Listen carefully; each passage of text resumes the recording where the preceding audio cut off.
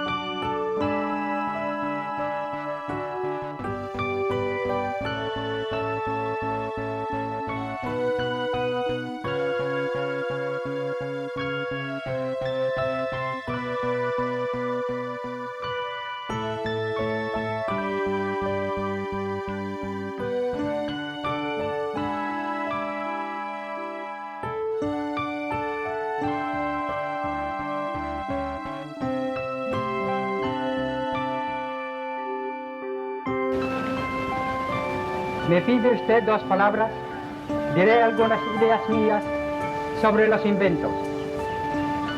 El aparato que usted manipula es maravilloso porque reproduce la figura movible al mismo tiempo que emite el sonido de la voz. Cuando con el tiempo se perfeccione este invento, el mundo quedará sorprendido ante los cuadros vivientes y parlantes que ello exhibirá sobre el tiempo. So, we just arrived dito sa Freedom Park sa Kawit, Cavite in front of the Aguinaldo Shrine. So, this Freedom Park was built in 1998 during the centennial celebration of Philippine independence. So, on the right, nandiyan si Aguinaldo na nakasakay sa kabayo. At nasa likod, nandoon yung Aguinaldo Shrine, ang bahay ni Aguinaldo.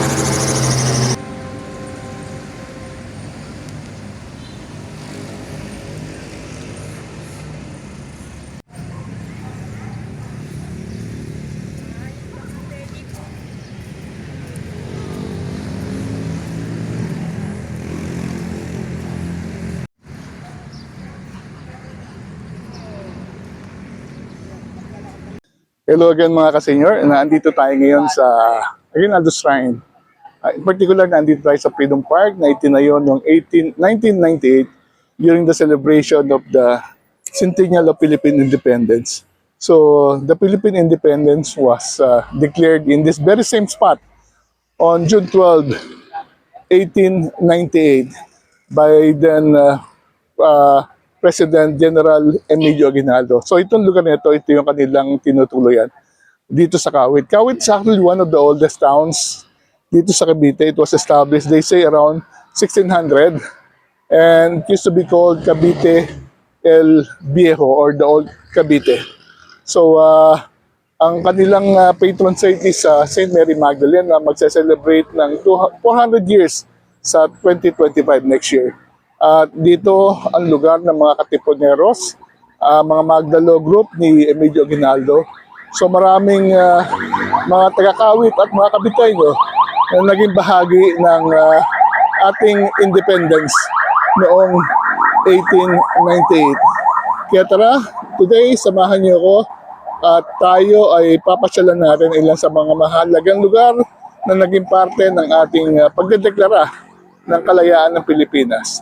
In particular dito sa Kawit. So pupuntahan natin ilan sa mga lugar na yun. Kaya tara, samahan niyo ako at tayo magjo-join ng tour ng inorganize ng Kawit Tourism para ikutin ang mga importanteng lugar na naging bahagi ng ating independence. Let's go!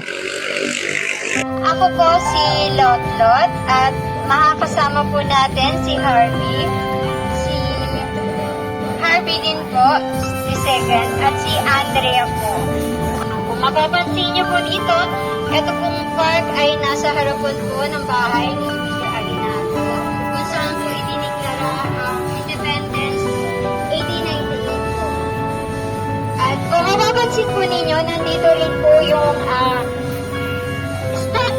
statue po ni General Emilio Aguinaldo at ang mga granite walls. Yan po ay nakasulat po dyan yung Acta Proclamación de Independencia sa salitang Kastila at isinalin po sa salitang English at Filipino. At meron din po tayo dito 100 flagpoles. Sumisimbolo po ng 100 years ng ating anniversaries ng 1998 po. Kabayo po ni General ay nakataas po ang isang paa. So, alam niyo po ba ang dahilan kung bakit po nakataas ang isang paa ng kabayo ni General? Wala po nakakaalam. Kayo, di ba na-tour na kayo minsan dito? Sinasabi ko ng mga matatanda na kaya po nakataas ang isang paa ng kabayo ni General dahil namatay po siya sa sakit. Po, ng panahon po ng pag-uugay-uway po ng Batawa to, pagdeklara po ng independensya ay nandyan po yung mga siguro nasa granite. Kumukonekta po ito hanggang Manila. So, Calle Real. So, this goes all the way to Intramuros. Yes po. Yes. Parañaque, Intramuros. And ito lang din po ang daanan papunta po sa Silang, Nain, Cavite. Yes po. Kasi napapaliputan po tayo ng dagat. Nagkaroon pa ng train station dito sa Binakayan? During meron train kasi from 1900 Yes po. Sa may Binakayan po yung pinaka, niya. train station. Opo. Ang po niya, ang daan po niya yung Magdalok, Daang Bakal. Daang Bakal kung tawagin po. Na ngayon po may mga bawat barangay na po Batudali, gano'n po. So, kaya po tinawag na Tanggulan kasi po dito po nagkakaroon ng rambulan na pinagtatanggol po ng mga bayani po ng Kawit na sige po, Candido Tretrona, Emilio Aguinaldo, yan. Kaya po ito ay Tanggulan Street. Diretso po tayo. Bayani. Pagdating po sa wakas, alam niyo naman po kung bakit tinawag itong wakas. Diba?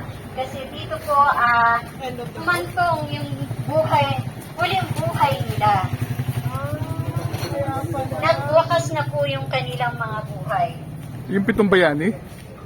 Yes po, kasama po yung mga Kawitenyos na nakipaglaban po sa ating mga Kastila. Si Gregoria Montoya po ay siya po yung babaeng bayani na namatay po sa may Noveleta po. Yung mga Kastila, tinamaan po siya dito sa tiyan. Na yun po yung kanya namatay. Dagusan po, during the battle po. Yes po. At doon po nagwakas yung kanyang buhay. Ayaw lumaban. So, takot po siyang makipaglaban sa mga Kastila. Kaya wala pong lalaban sa family nila. Kaya nagpresenta na po si Gregoria Montoya na siya yung makikipaglaban. Tama lang yung ginawa mo. Ako yung ganun din ang gagawin. Matapos po yung halalan, nagkaroon po ng sigalot, naghiwalay. Kaya, kumbaga, putol Magdalo, naputol na po yung kaugnayan nila sa isa't isa. Opo. Magdalo kasi yung po yung faction ni General Emilio Aguinaldo na kinuha po kay Santa Maria Magdalena. And bakit Magdalena ang patron saint ng Kawit? Kasi po, nung araw po, nung panahon po ng si 1615 po, dumating yung mga isbita. So, ang paligid po, dahil nga po, ano tayo, di po ba napapaligiran tayo ng dagat. So, meron tayo dyan na mga red house, kung tawagin, o bar. Mga red Kaya light. po ngayon. Kaya po, Magdalena yung nilagay na patron. Parang, di po ba si Magdalena, ayon sa Bible, siya po yung babaeng, di po ba, na, nagbago nung makilala si Jesus. Kaya po siya naging patron para po mabago yung mga Caviteño na mawala na po yung mga red house o red light, ganyan po. Ito po yung Pitong Bayani Street. So, Pitong Bayani Street. So, Marami akong picture. Pitong Andyan po Bayani. yung, meron po kami dyan na Edna House. Pinaka, po niya, masarap food house yung top. Ito pala, Pitong Bayani. At meron, andyan din po yung bahay ni Cesar Cosme. Yung po, director, yung So, ice creamer, Edwin Ice Cream. Baka Street. Edwin Ice Cream, yan po yung produkto ng house. Bakit tumakas? Diba kasi po, Ayun, dito Edwin po Ice nagkaroon Cream. ng pagkakataon. Ayun, sir, Mga Caviteños. Ayun o, yung sikat na Edwin Ice Cream o. At yung iba po, Gawa na Edwin Ice Cream. Yun o, Edwin Ice Cream. Pala yan, no? so eto po, si Loreto. Kaya lang po, pagdating nila dito ng mga isbita noong 1615, nakita po nila yung puro red light or beer house. Sabi, hindi yata nababagay dito si Lady Loreto. Kaya ibinalik po nila at dinala po dito si Santa Maria Magdalena. Ito na yung simbahan na Kawit, St. Mary Magdalene Church. So, inabutan na po tayo ng misa ng patay. Kaya dito na lang pumunta tayo. Nilalagyan po yan ng kalburo at langis para po umilaw. So, Magisin, so, it's a parola, yung so, yung the kapag image. po may mga naliligaw na mangingisda, pag nakita po nila yung sinag ng ilaw ni Santa Maria Magdalena, alam na po nila kung saan po sila. Opo, at kung paano sila umuwi dito sa Kawit. Anong oras binubuksan gabi na? Opo. Pag tumunog na po yung kampana, kasi mga araw po, ang kampana ay ginagawa pong orasan. Tutunog po yun ng 12, Okay. 6 oras na ng hudyat ng pag-uwi. Kaya doon naman po sila dumadaong pa, nangingisda pupunta sa dagat. At ito po yung kampana, meron po tayo dyan 4 na kampana. Isang malaki sa gitna at 3 maliit na kung tawagin ay iskina. Sa taas naman po, yun po yung kwarlo. Bandang kanan po, meron po doon pintuan, daan patungo po sa kumbento, na ngayon po ay eskwelahan na. Then, ang simbahan po ay napapaligiran po ng cemetery po ng Chinese. Nung panahon po ng... Lahat naman ng simbahan dito. Saan? Mga Tapos, cemetery? yung... Wala Wala mga natirang mga tombstone. Oo. Kaya ano na lang po, yung sa mga Chinese wala na po kasi natambakan na po ito eh. Then yung doon po, Pedro China to nakikita po yung dati. tomb ni Carlos Aguinaldo, tatay po ni Emilio Aguinaldo. Sinasabi po nila na maaari po ilipat ang mga buto doon o ilibing kapag po kayo ay may malaking naihambag sa simbahan. Malapit po ang mga Aguinaldo sa simbahan, kaya po napahintulutan na ilipat doon ang mga buto ni Don Carlos ng 1800s. Nananakalibing po. Yes po, nandun makikita nyo po na yung to. Pwede naman po natin daanan yun, kaya lang hindi na lang po tayo maingay. Ano po? Sige. Yes po. Sin 24 po, nung ma-establish ito simbahan, gawa po ng marami na po mga Pilipino or Caviteños na na-convert as Katoliko. Then ginawa po ito na sa mga light materials lang po, kawit nipa noong 1639 po. And then ginawa po ito ng bato ng 1669 to 1706. Gawa po yun sa Lardo, Malagit, Greece.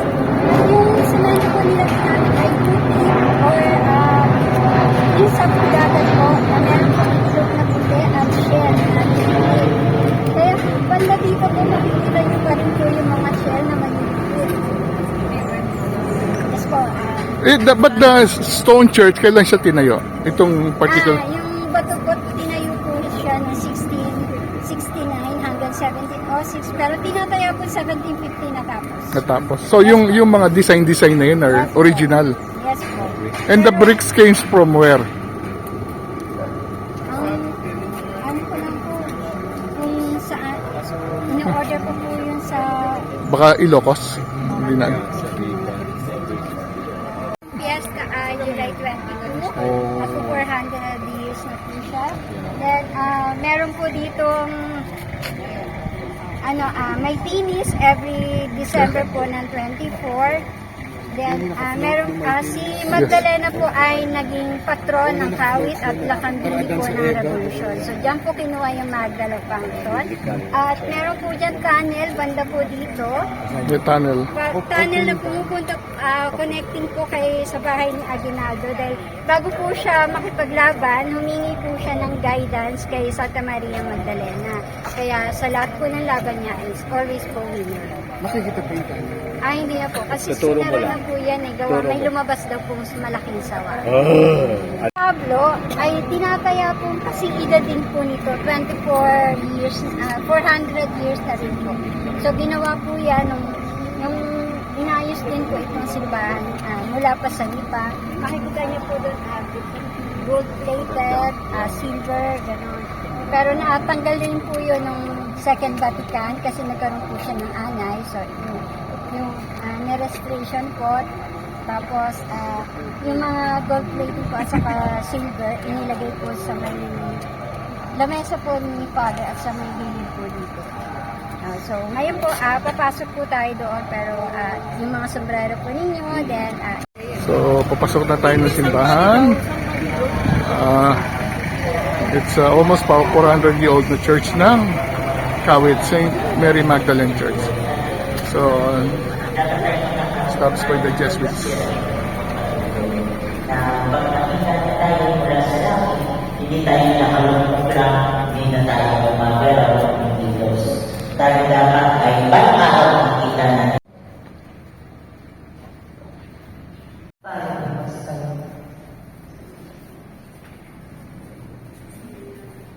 Panalangin ng bayan. Mga kapatid, rin ang manalangin ang buong panalangin sa Diyos sa mga kapangyarihan. Binuhay niyo muli ang anak niya si Kristo upang maging pagkabuhay ng lahat ng tao. Ang ating itutugon ang mga kapangyarihan kami iyong kawaan. Kami iyong kawaan. Ang lahat ng namatay ng mga sa muling mabubuhay ay manugod ang kanilang Diyos sa piling niya sa kalamitan. Gawin ka din pala ng Panginoon natin yung mga kapatid kapag pinagkakautahan ng loob. Idalagan natin sila sa mabuhay kapal. Manasakit at pagligtas bilang aming nagpamagitan kasama ng Espiritu Santo magpasawalang hanggan. Amen. Sumainyo, Panginoon. At sa maiyari, Itaas sa Diyos ang iyong puso at diwa. itinaas na namin sa Panginoon. Pasalamatan natin ang Panginoong ating Diyos. Marapat na siya ay pasalamatan. Mga namin ang pangyarihan kung ito marapat na gawin natin. At kung mapapansin po ninyo, ayun po yung Old Tribunal o Old Municipality ng Kawit. Yan pong tribunal na yan ay nasakop po, nakuha ng mga Kastila. So yung mga Guardia Civil po dyan, mga Kastila at yung iba naman po mga Pilipino na ang kanila pong loyalty ay nasa mga Kastila. Natuklasan po ng mga Kastila ang katipunan sa Manila sa pamumuno po ni Andres Bonifacio na noong August 19 po, 1896. Kaya po noong August 31, yung lahat po ng troops ni General Blanco dinala po sa Manila para po salakayin yung katipunan po sa pamumuno ni Andres Bonifacio. Yun po yung sinamantala ni Emilio Aguinaldo. That time po hindi pa po siya general. Ni Emilio Aguinaldo kasama po yung best friend niya na si Candido Terraterona. So pumunta po sila dyan na alas 3 ng hapon. Pinakiusapan po nila yung mga Guardia Civil na mga Pilipino din po na hanggat maaari, wag na sila maglaban, wag na dumanak pa yung dugo. Kaya lang po, ang loyalty po ng mga Guardia Civil ay nasa Castilla. So nakipagpambuno po si Candido at saka si Emilio Aguinaldo. At nung time pong yun, habang nagpapampuno or nag-aagawa ng armas, si Father De Blas po ay nasa kampanaryo. Nakita niya po kung paano po maglabanan yung Guardia Civil at si Candido at si Emilio. So sa takot niya po, dali-dali po siyang bumaba at pumunta po sa Cavite Puerto na ngayon po ay Cavite City. Nang matalo po nila Emilio Aguinaldo at Candido Terrona ang Guardia Civil, pumunta po sila dito sa simbahan at hinanap po nila si Father De Blas. Ang nakita lamang po nila yung naiwang pera ni Father De Blas, 1,100 pisong ginto at 800 na pisong pilak. Yun po yung kanilang kinuha para po sa pagsisimula ng paghihimagsik laban sa mga Kastila. So yung ginawa po nilang pondo yon para po makapagpagawa sila ng mga sandata sa pandayan po natin. Ngayon po, dahil po hindi matanggap ni Candido na hindi po niya mahuli si Father De Blas, siya po ay pumunta sa dagat para po makita o humahuli si si Father De Blas. Kaya lang po, ang nakita niya po ay yung bangkero kung saan naisakay niya si Father De Blas. Ang gawa po ni Candido Terrona, yun po yung kanyang ikinulong at pinaamin dahil nga po sa wala siyang alam na isakay niya lang, pinakawalan din po after 3 days. Yan. At simula po noon, October po, dito na po nagkaroon ng mga bambahan. So dahil nga po mga pawid pa po yan, nagtatalsikan po, nasusunog, yung mga kahoy po nagtatalsikan. Doon po nararanasan ng mga kawitenyo na sila po ay may isa pong lalaki na natutulog, nabagsakan po ng kahoy na matulis. Nagising po siya kaya lang natulog din po panghabang buhay. Meron naman po tinatawag yung statue ni General Candido Terrona. Pero namatay po siya doon po sa may Dapel of Binakayan, sa may bandang Yung Magdaloban na tumugtog during the 1896, 1898, 1898. nandyan. Yung mga na po yun. Pero dito sa... So, doon sa may dulo doon, nandoon yung... Ito po yung tribunal, yan po ay inaayos para po sa museum na gagawin. Yes po, then library po. Ito yung tribunal. Nung panahon, parang ibabalik po yung tribunal na tayo.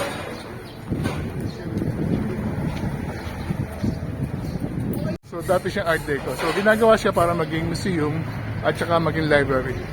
Yung marker dito sa Casa Tribunal. Naglalakad na tayo dito sa Terrona Highway. Ang pupuntahan natin ngayon ay ang Pandayan. Pinakamatandang pandayan dito sa Cavite. Kung saan ginawa yung mga bolo na ginamit ng mga katerpunero.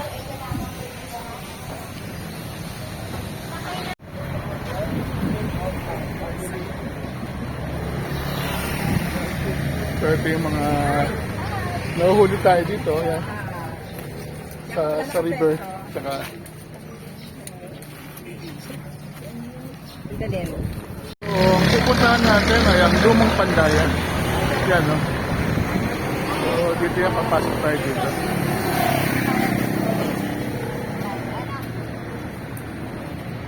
Ito pong pandayan ay isa sa mga pandayan po ng panahon ni General Emilio Aguinaldo. So, panahon po ni General Emilio Aguinaldo, ang pandayan po dito ay 25. Kasi ito lamang po yung mga pangunahing hanap buhay nila, pati po yung labahan o damitan sa may pamimitan. Palaisdaan, yun po yung mga hanap buhay nila. So, tumagal po yung mga taon, lumipas ang mga taon naging 12. At 5, ngayon po ay 3 na lamang po yung aktibo. So, yung aktibo po ay yung sa kaingin, machine po yung ginagamit. Yan po dito sa kabila, by order na lang po.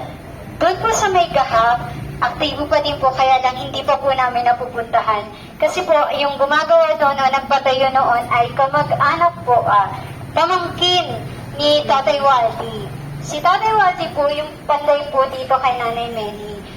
Si Tatay Waldi po, ang tinuruan po siya ni Nicanor Santulan, may-ari po ng pandayan. asawa po ni Nanay Meni. So si Nicanor Santulan po, minana niya po ito sa kanyang mga magulang. Kaya po, dati po ang pandayan po ng mga magulang po ni Nicanor Santulan ay dito po banda sa may kaingin. Nung makapag-asawa po si Nicanor Santulan kay Nanay Meni, inilipat po dito yung kanyang pandayan. Hanggang sa mamatay po siya, then si Nanay Meni na po yung nagpatuloy sa pandayan po. At si Tatay Waldi po, kaya lang nagkaroon po si Tatay Waldi ng sakit, so hindi na po siya pwedeng magpukpo. Kasi po, mano-mano pong paggawa ang pandayan po dito. Meron po dyan, kung mapapasin ninyo, pagpasok po natin, meron po doon na yung, ano ba tawag doon? Apo yan? Ano ba tawag yung... Ay, pugon. Nakalimutan ko rin. Meron pong pugon doon. At meron po,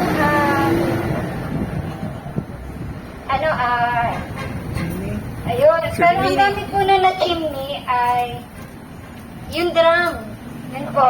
Then malapit po sa tubig, kaya po malapit sa tubig just in case po na magkaroon ng sunog, madali pong maaapula. At kaya po may chimney or para po yung usok, diretso po sa taas at hindi na po makapinsala pa sa mga kapitbahay. So, Dating pandayan ginawa ng bahay. Oh. Wala na. Sinara na. Ito pala, ito. Kaya sandali po, ayusin ko na, tatanggalin ko na ito para makakuha nyo. Sa pandayan. Ayun yung mga ibang molyo pa. Oh. At saan iniinit yung apoy? Diyan po. Kaya nakakatagan yung planggana. Dito iniinit. Kayo ba mismo yung nagawa? Ay, mga trabador po. So ito yung lumang pandayan. Sayang, hindi na patuloy. Hindi na naituloy yung yung tradition. Ito pa yung pakasaan, no? Ayan. Ay, mulyohan po. Oo, mulyohan, no? Opo, dati mulyohan po yan. Tsaka ano yun, Ito yung mga iba pang molyo natira. ito yung mga molyo po. Yan, dito. Ayun yung molyo, yung ginagawang bolo. Sayang. Sayang po, dati ko namatay na ako eh. Oo. Kaya dyan po lang ako eh. Wala na rin mga panday ngayon. Hindi, meron pa yun sa kabila pa, tsaka yun doon sa may kaingin po, meron pa. Meron pa. Buti na preserve pa. Ito, ano to, no? Creek? Ilig na po yan. Ilat. Ilog. Ito po, nadalo lang po kami. Pasensya na kayo yung pandayan kasi medyo hindi na ako nag-operate. Oo nga, sayang. Namatay na kasi yung mga pandayo. Nung nabubuhay naman yung magulang namin, ang tatay ko, ayaw niya kami turuan magpanday. Kaya mabigat na hanap buhay. Kumbaga hindi ganun, kailangan malaki ang katawan nyo. Opo. Ancestral houses.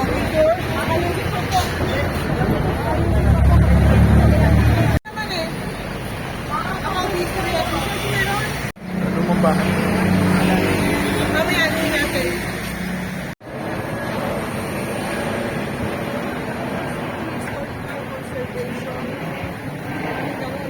Malapit na tayo dito sa monumento.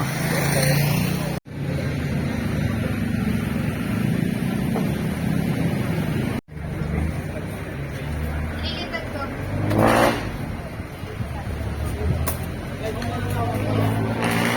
Po, Morning! welcome po to Museo ni Emilio Aguinaldo. So, nandito po tayo sa West Garden ng bahay ni General Emilio Aguinaldo. So, alam naman po natin na ang bahay ay declared as National Historical Landmark.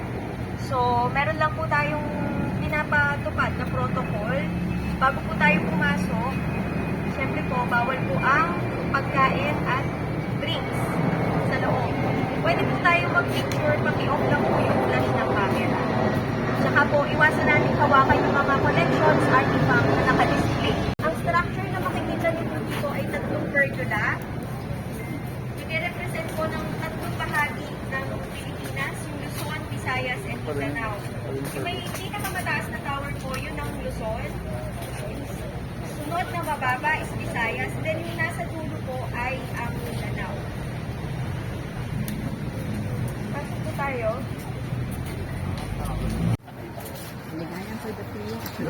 Malayo pa yung morning. Makikita niyo po dito sa inyong kanang bahagi ay ang bowling lane. So, pastime po ni General ang maglaro ng bowling. So, ang bowling po ay dinagdag yan ng early 1900. So, ito po ang kanyang picture image. Sige po, pasok po muna.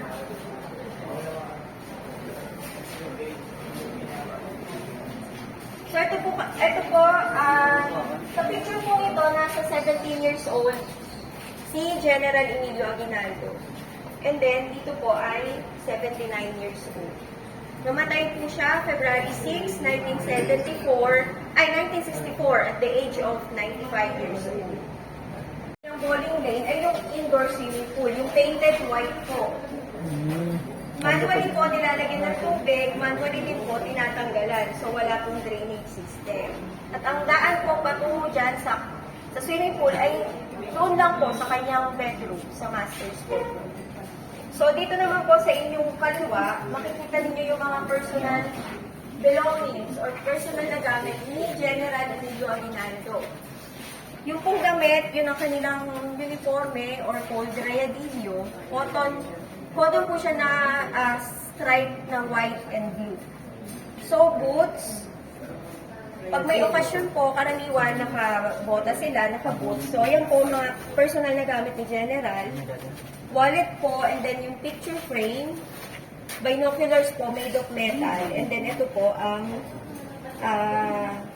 maliit na rifle or gun made of wood and metal.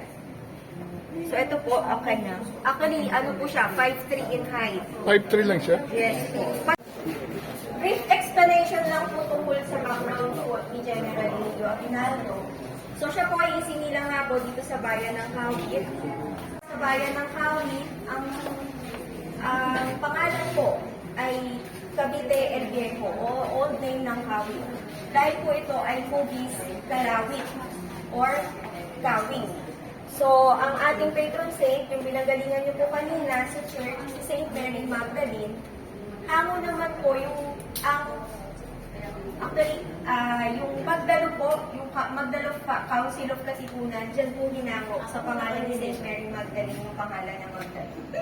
And then, bahay po, built 1845, ito po yung original structure ng bahay.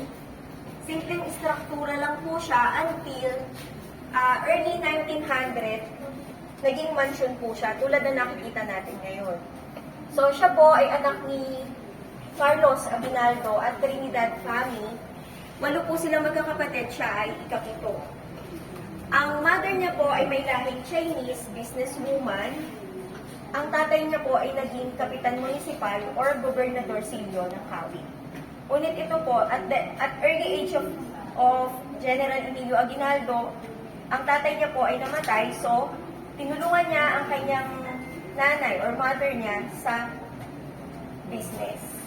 So, natigil po siya ng pag-aaral, tumulong siya sa nanay niya until nagkaroon po sila ng isang parauko na ginagamit nila for trading ng mga kalakal, local products po of Kawit going to Mindoro or Visayas po. Until even nakarating po ng Polo. So, nasa business po ang pamilya. Si General po, tulad sabi ko po doon sa picture, at the age of 17 ay naging kabesa de barangay or barangay captain. And then after 8 years po, naging kapitan municipal siya or gobernadorcillo at the age of 25. First wife niya po is si Hilaria del Rosario. Ang naging gampan po ni Hilaria del Rosario sa Katipunan ay ito po. Kasama siyang itinatag yung Hiyas de la Revolucion na ang layunin po ay tulungan yung mga naapektuhan ng digmaan. So, nagkaroon sila ng 5 anak until namatay po si Hilaria year 1921. Then, si General Emilio Aguinaldo ay napabilang sa Mason or Kapatiran Brotherhood until napabilang siya sa Katipunan. So, ito po yung mga battles. Yung mga larawan po, mga headquarters nila na nangyari no. So, sumigla po ang revolusyon. At dito naman po sa inyong kaliwa, makikita niyo yung mga leaders na founders ng Magdalong Council of Katipunan. So kasama niya po dyan si Candido Tria Tirona, si Daniel Tirona, si General Emilio Aguinaldo, at saka po si Baldomero Aguinaldo. Diorama, Saan po yung dalahican? Cavite City. Cavite. Yun po yung naging kwento or center of galleon trade. Bungad ng Okay. Yung labanan sa Binakaya nangyari po November 1896. So, nandito po sa labanan na to si General Emilio Aguinaldo, isa siya sa namuno. Natalo po ang mga Espanyol dito at ito po yung, dahil po dito sa labanan na to, nahirang si General as General. Doon niya po nakuha yung titulo bilang General. So, gumagawa po sila ng trinsera or trenches. Yun po ang isang strategiya nila. Isang way para po nakukuha nila yung pagkapanalo sa labanan against Spaniards. So, ito naman po yung Battle of Zapote. Nandiyan naman po si General Edilberto Evangelista, isang inhinyero. At sa kanya po nagmula yung mga estrategiya para po labanan nila ang mga Espanyol. May valuable artifact dito po sa museo, ang tinatawag na Aguirre's Sword. Ito po ay first owned by isang Espanyol, General Ernesto Aguirre, at nung labanan po sa Imus, Battle of Imus, nahulog po mula kay General Ernesto Aguirre nung umaatras na po sila sa labanan kasi isa rin po ito sa ito po battle na to, nanalo din ang grupo nila Emilio Aguinaldo. So nahulog mula kay General Ernesto Aguirre, nakuha ni General Emilio Aguinaldo. At para po kay General Emilio Aguinaldo, destined na mapasakan niya yung sword. Kasi po, same year na ginawa yung sword kasi naka-encrypt po dun sa pinaka-blade, yung De Toledo, 1869. So same year na ipinanganak si General Emilio Aguinaldo, March 22, 1869, sa Toledo, Spain. Pero kung makikita niyo po dun sa handle, may mga added features na national symbol ng Pilipinas, yung sun and stars. Si General Emilio Aguinaldo na po ang nagpalagay. Tsaka pinaka-sword po is original, previously owned by General Ernesto Aguirre. Yun yung po nangyari sa Tejeros Convention. Kung familiar po kayo sa Tejeros Convention, historical landmark din po yun kasi po doon nangyari yung sinasabi na first Philippine presidential election. Doon po nahalal Pwede nga, panunumpa ni Aguinaldo sa tansa. So ito lang po, ang ating lahat na ang bahay po ni General Emilio Aguinaldo ay mga secret passages or structures. So ito po nasisilip ninyo ay isang secret passage. Una po, isa siyang balon and kinonvert na lang po nila into bomb shelter or silungan nila sa mga lumalagpak na bomba. At ito rin po yung pinapaniwalaan kung masisilip niyo po doon sa wall, may sinaradong opening. Yun po yung sinasabi na opening ng tunnel papunta ng Kawit Church. But then, hindi din po ganoon na napatunayan, pero pinapaniwalaan po na yan ay tunnel, ginamit na daan ni General Emilio Aguinaldo papunta ng simbahan, na pinasaraduhan na lang po kasi may threat na maaaring ang ibang tao ay makapasok sa bahay ni General Emilio Aguinaldo gamit naman po yung church papunta po dito. So, ang Cavite po ay kilala na gumagawa at nagtatago ng mga anting-anting bilang proteksyon sa mga kaaway at even po yung nagpapagaling ng mga sakit. So, paper amulet. So, lahat po yan ay collection from General Emilio Aguinaldo. Ginawa sa Hong Kong, si General Emilio Aguinaldo ang nagdisenyo at tinahipo ni Marcela Agoncillo kasama yung kanyang dalawang anak na si Lorenza at Delfina Natividad. Aguinaldo, 5'3" in height lang po. 5'3" in height. lang po siya. Yun nga po yung Philippine flag, yung ating pong national anthem, na ang hymno po ay mula kay mula kay Jose Palma at ang liriko po ay kinuha sa tula ni Julian Felipe.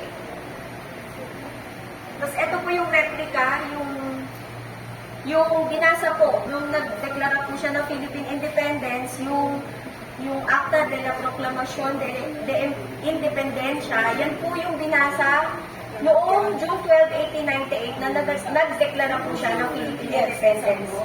Replica lang po yan. This are collections.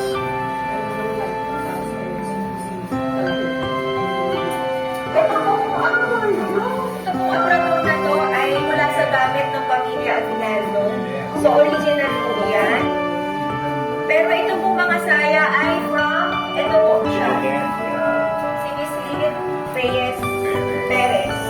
Isa po siyang member ng Cavite Historical Society at miyembro po siya ng mga socio-civic organization tulad po nito, yung Carabao's Club. Yan.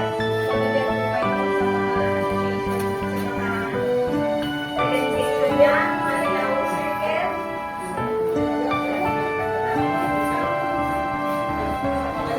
Ito na, mas magandang picture niya.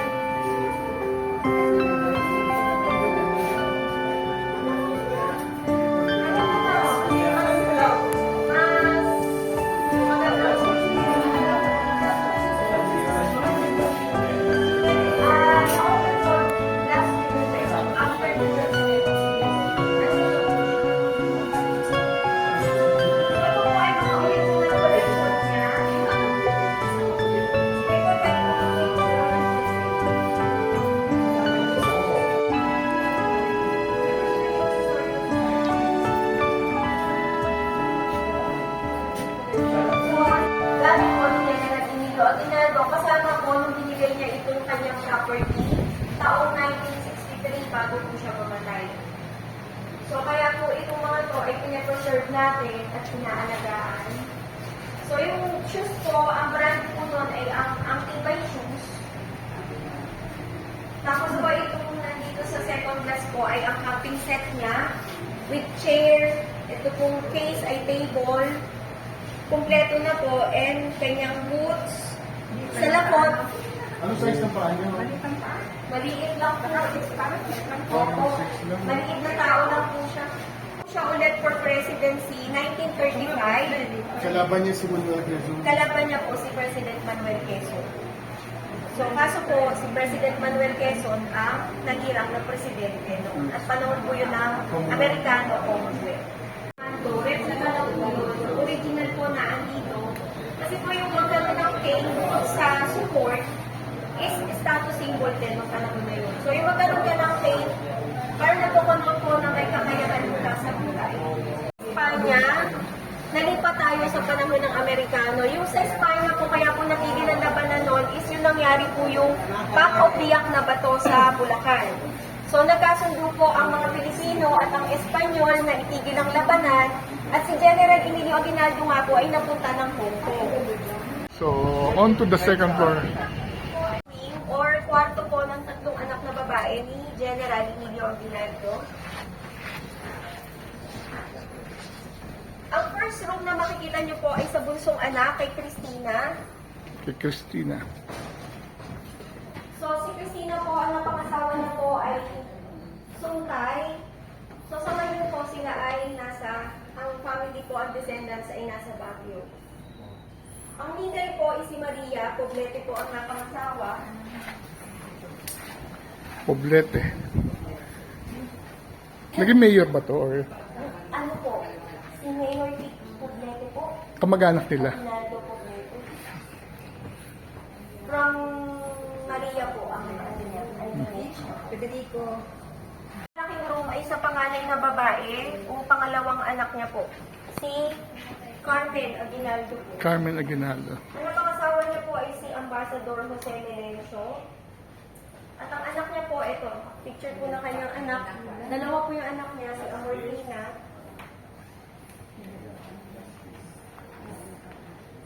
Sige po, makikita niyo yung mga muebles po. Yung kama po, tinatawag nating atay bed. Opo, yung four-poster bed po. Atay bed.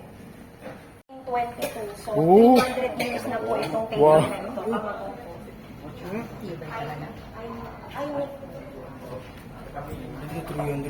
laban sa mga Kastila. At saka po at the same time, dito din nangyayari yung mga ligawan na kanyang mga anak na nauuwi naman sa kasalan. Kaya po pinasagan niyang Balconare ng makasalanan. So may tiles na po noon, may batag po sila. Bakit nasira? Ayan. Ano yan, sir? Hindi naman. May linya po dyan kasi ng kuryente, pero ayan po, may mga wirings. So these are mga medicine.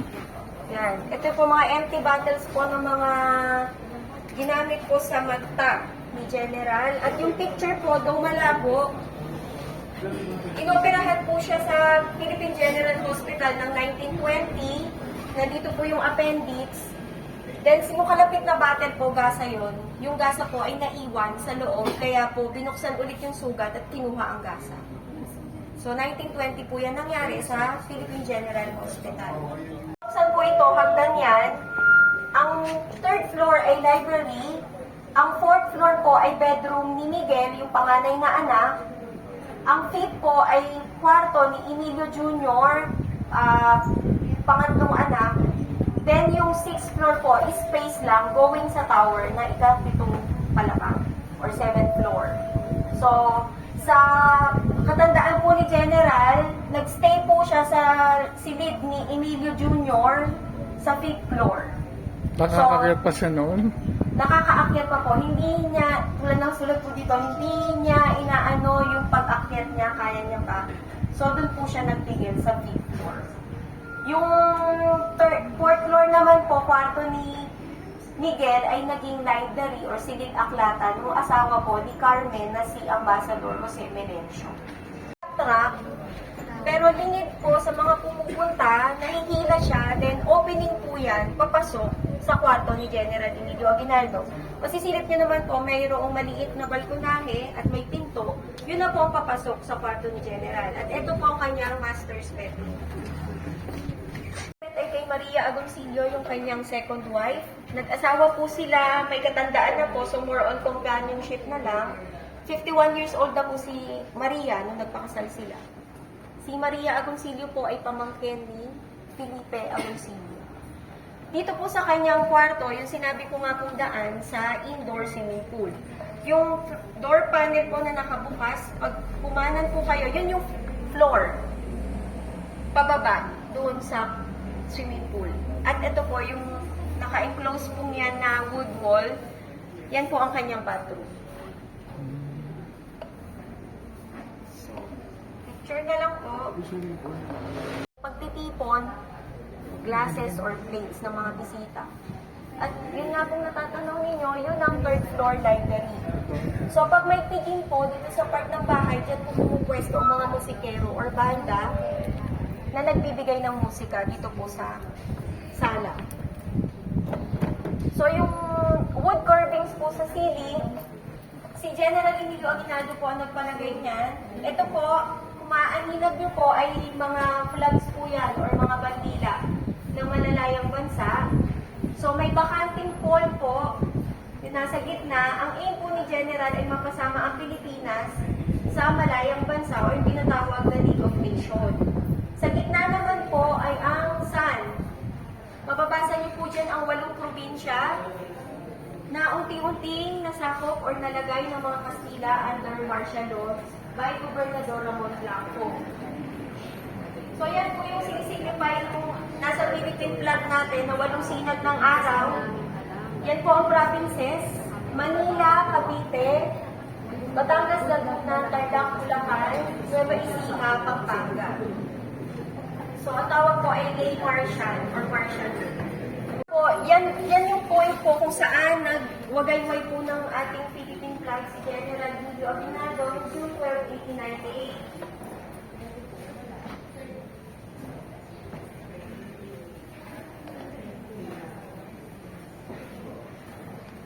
So, noong June 12, 1898, bintana pa lang po yan, wala pa ang balcony at hindi pa po siya glass door. So, ang Ang totoo ay sa bintana lang po nagwagayway ng ating watawat si General Emilio Aguinaldo. At yung nakaukit po dito sa ceiling is si Inang Bayan. Yun nga po, ang aim ni General ay ang ating motherland o bansang Pilipinas ay maging isang malayang bansa. So, doon po pala sa inyong right side, yung kanyang silid tanggapan o naging music room ng pamilya.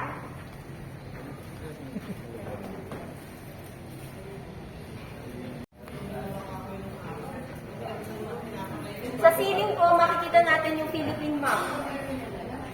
Painted red po yung ng Cavite Center of Revolution. So, ito pong table na to, ay isang full trunk po ng narrative given to Emilio Aguinaldo 1940.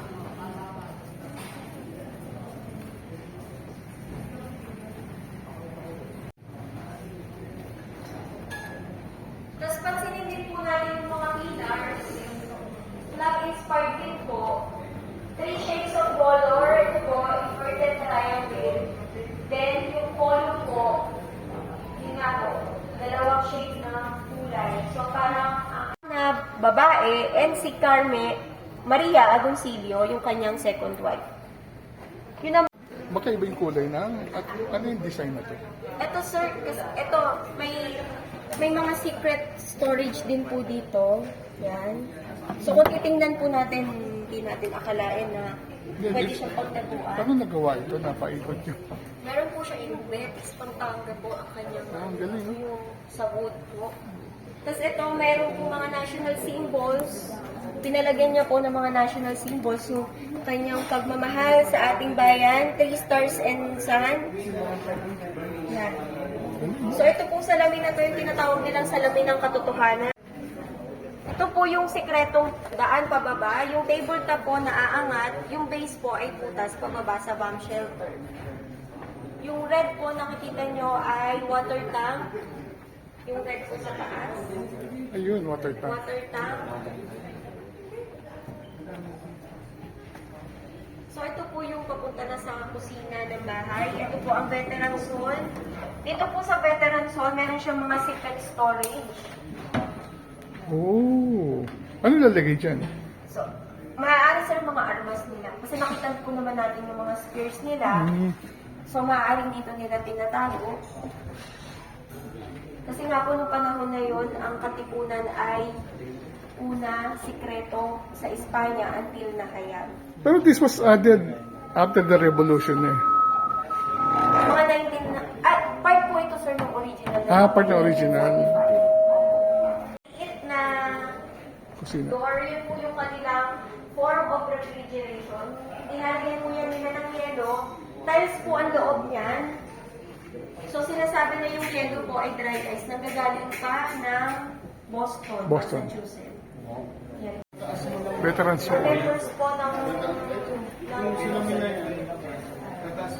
revolutionary government. So, upon your exit po, makikita niyo yung kanyang litingan. Kasi Pagbaba daw natin, makikita ang kanyang swimming pool. So, ito raw ang kanyang swimming pool. Ito. dito po kayo lulusot. May hagdan po dyan. Ayun po. Ah, Galing sa kanyang bedroom. mahilig siya mag-swimming. Makikita niyo doon. So, dito siya nakalibing. He was born in Ito ang 1860. kanilang labahan. So, nilalagyan po nila ng tubig. Then nakita niyo po yung maliit na butas. Doon sila naglalagay ng gato para mag-apoy at mag-init ang tubig. So, yung kanilang panlaba, mainit na form of sanitation.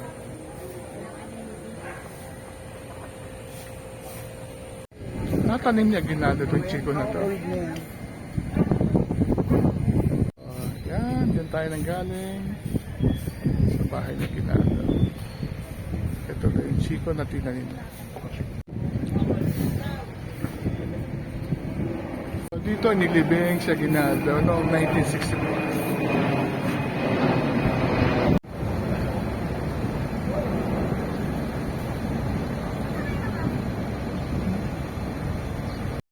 So, nandito pa rin tayo sa bahay sa Shrine ni Aguinaldo. I'm very happy na nag-join tayo ng tour na inorganize ng Kawit Tourism. Ang dami nating natutunan na hindi natin nababasa sa mga history books. Mga istorya tungkol sa bayan ng Kawit, istorya tungkol sa ating independence, istorya tungkol sa Aguinaldo. Nag-start ang ating paglalakbay para libutin ang Kawit sa Freedom Park na tinayo noong 1998 to celebrate yung ating centennial. Nakita din natin ang magandang monumento ni Aguinaldo at meron palang dahilan kung bakit nakataas yung paa ng kabayo. After that, nilakad natin ang papunta simbahan at nakita natin ang mga iba-ibang kalye sa Kawit na pinangalan sa makasaysayang parte ng ating istorya dito sa Pilipinas. Pumunta rin tayo sa simbahan ng Kawit, Mary Magdalene. Maibig sabihin ko lang bakit Mary Magdalene dahil noong panahon ng Kastila, early stage ng Spanish colonization, itong Kawit naging red light district dahil sa mga dumadating mga Kastila at mga foreigner na ginagawang red light district at nagpapahinga dito sa Kawit. So, ginawa nilang patron saint si Mary Magdalene. So, nakikot din natin at nalaman natin ang istorya ng simbahan, napasok din natin yon at napuntahan din natin ang monumento na nasa labas ng simbahan.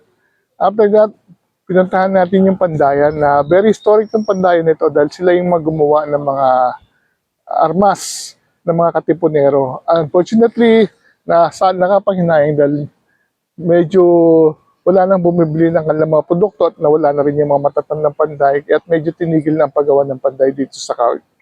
At siyempre, ang pinakahuli ay ang pagpunta natin dito sa Shrine ni Aguinaldo na narinig natin napakaraming istorya mula sa kanyang nakuwang sword, sa kanyang mga paboritong mga sapatos, yung kanyang mga picnic tables at iba-iba pa. At narinig din natin ang mga sa bawat sulok ang naging mahalagang silent witness ng ating pakipagbaka para makamit ang ating kalayaan. So with that, I'd like to thank you very much for joining me in traveling dito to Kawit para marinig natin ang istorya at ang heritage ng makasaysayang bahay ni Aguinaldo. So maraming salamat sa panonood. Until our next vlog, see you soon. Travel while you can, ha?